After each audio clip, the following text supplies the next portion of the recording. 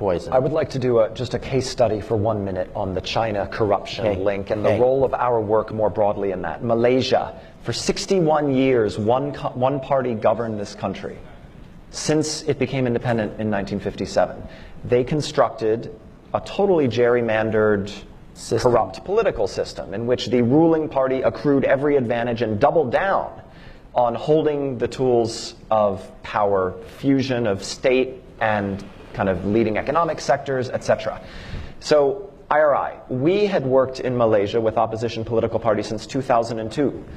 And guess whose funding we did it with? The National Endowment for Democracy. Because guess who wouldn't fund democratic political party work in Malaysia?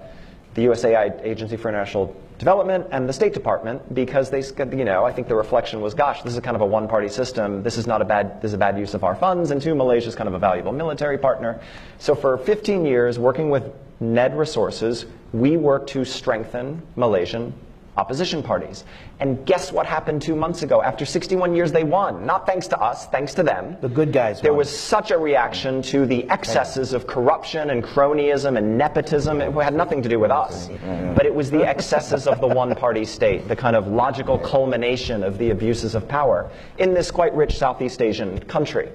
And so I visited, and I was sitting there with many of the leaders, the new leaders of this government, many of whom were just our partners we had been working with for 15 years. And one of the most senior of them, who's now one of the people running the government, said to me, gosh, IRI, you never gave up on us even when we were ready to give up on ourselves, right? And we're sitting in the Prime Minister's office. Here we are.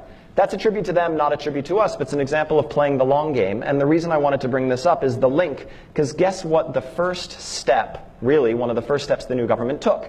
It froze Chinese infrastructure investments because it had opened the books and discovered that there was a lot of funny money swishing around what had been this very corrupt, closed, unaccountable system, right? And so there is a big corruption cleanup and there is a big kind of a deep dive on foreign influence in this country. This is not a hugely pro-American country. It's probably never going to be an actual US ally.